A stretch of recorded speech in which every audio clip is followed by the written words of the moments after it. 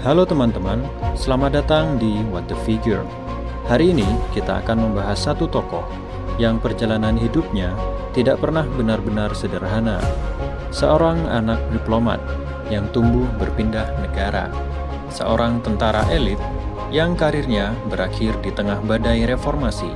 Seorang politisi yang kalah berkali-kali, namun akhirnya mencapai puncak kekuasaan. Namanya Prabowo Subianto. Di video ini, kita akan menelusuri seluruh perjalanannya. Dari awal kehidupan, pendidikan, militer, politik, bisnis, hingga kontroversi yang terus dibicarakan rakyat Indonesia. Ini bukan video pujian, bukan juga video hujatan. Ini adalah cerita panjang tentang seorang manusia dan kekuasaan.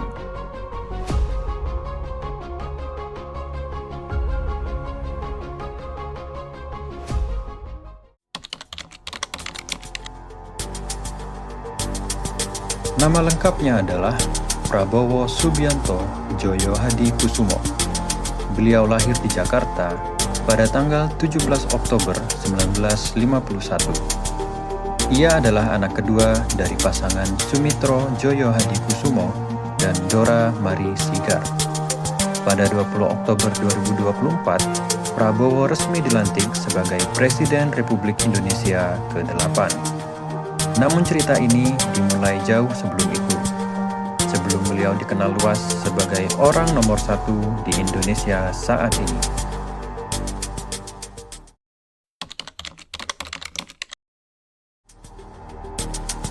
Ayah Prabowo, Profesor Sumitro Djoyo Hadikusumo, adalah salah satu ekonom paling berpengaruh dalam sejarah Indonesia. Ia pernah menjabat sebagai menteri di masa Presiden Soekarno dan Presiden Soeharto. Kakeknya, Margono Djoyo Hadikusumo, adalah pendiri Bank Negara Indonesia atau BNI pada tahun 1946. Sementara ibunya, Dora Mari Sigar, berasal dari keluarga Minahasa, Sulawesi Utara. Nama Subianto diambil dari pamannya, Letnan Subianto, seorang perwira TNI yang gugur dalam Perang Kemerdekaan. Sejak kecil, Prabowo hidup dalam bayang-bayang nasionalisme, negara, dan pengabdian.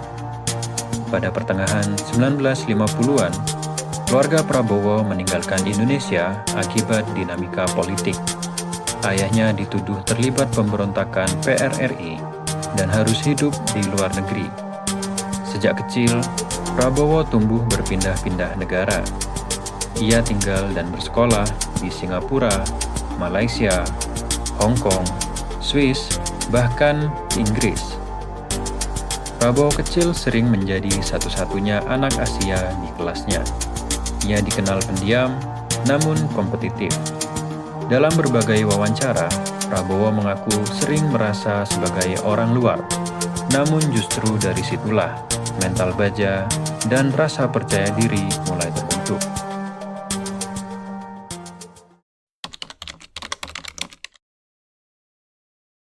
Pendidikan menengah atas Prabowo diselesaikan di Inggris. Ia bersekolah di American School in London dan lulus pada akhir 1969. Sekolah ini menggunakan sistem pendidikan Amerika dan dikenal sebagai sekolah internasional elit. Setelah lulus SMA, Prabowo sebenarnya diterima di beberapa universitas luar negeri. Namun ia menolak semuanya. Ia memilih pulang ke Indonesia untuk satu tujuan, menjadi tentara, mengabdi pada negara.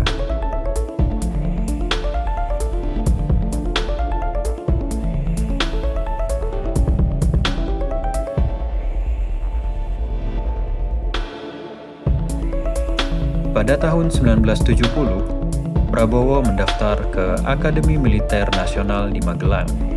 Ia resmi menjadi Taruna Akmil pada usia 19 tahun. 4 tahun kemudian, pada tahun 1974, Prabowo lulus dan dilantik sebagai Letnan II Infanteri TNI Angkatan Darat.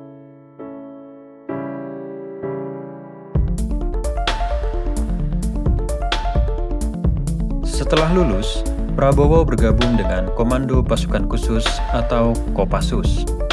Ia bertugas dalam berbagai operasi militer, termasuk di Timur Timur pada akhir 1970-an.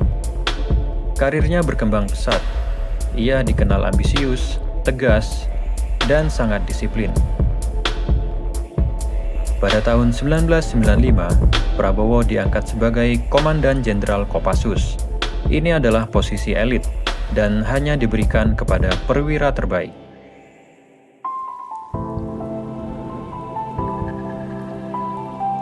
Pada Maret 1998, Prabowo diangkat sebagai Panglima Kostrad. Namun Indonesia saat itu sedang berada di titik krisis. Krisis ekonomi, politik, dan gelombang demonstrasi besar-besaran.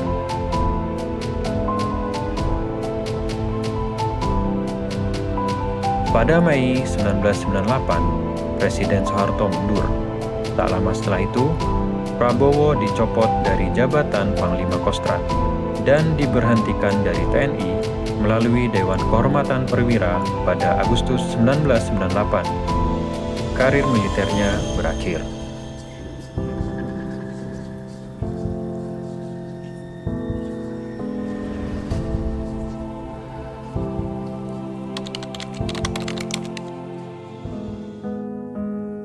Meski menjadi salah satu orang berkarir cemerlang di Indonesia, nama Prabowo tidak lepas dari berbagai isu dan kontroversi, terutama pada ujung karir militernya di akhir tahun 90-an. Pertama, kasus penculikan aktivis tahun 1997 sampai 1998. Sebanyak 23 aktivis dilaporkan diculik, sebagian kembali, sebagian juga hilang bahkan hingga kini. Tim internal TNI menyatakan Prabowo bertanggung jawab secara komando. Ia diberhentikan dari jabatan, namun hingga hari ini tidak ada keputusan pengadilan pidana yang menyatakan Prabowo bersalah. Prabowo membantah terlibat langsung dalam penculikan. Kedua, tuduhan pelanggaran HAM di Timur Timur dan Papua. Nama Prabowo pernah disebut dalam laporan LSM internasional. Namun kembali, tidak pernah ada vonis hukum yang mengikat secara pribadi. Ketiga, isu pergerakan pasukan Kostrad pada Mei 1998 yang menimbulkan kecurigaan adanya manuver politik militer. Isu ini mempercepat akhir karir militernya.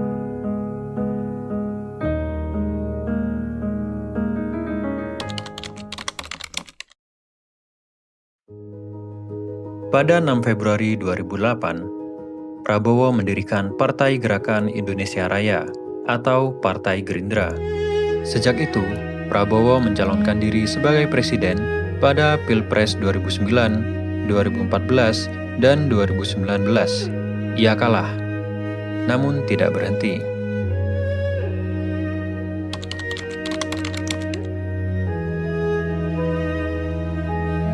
Pada 23 Oktober 2019, Prabowo dilantik menjadi Menteri Pertahanan Republik Indonesia.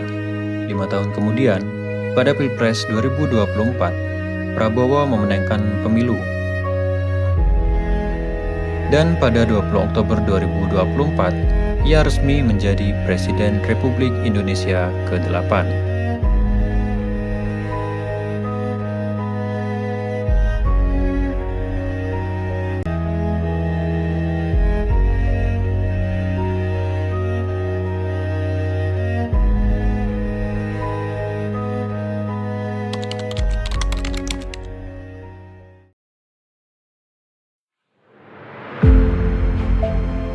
Prabowo Subianto adalah tokoh dengan perjalanan hidup yang panjang, rumit, dan penuh lapisan.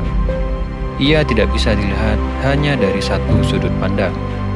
Memahami Prabowo adalah memahami sejarah Indonesia modern itu sendiri. Terima kasih sudah menonton What the Figure. Jika kalian suka dengan tayangan biografi tokoh seperti ini, silakan subscribe untuk mendapatkan informasi tentang tokoh penting lainnya.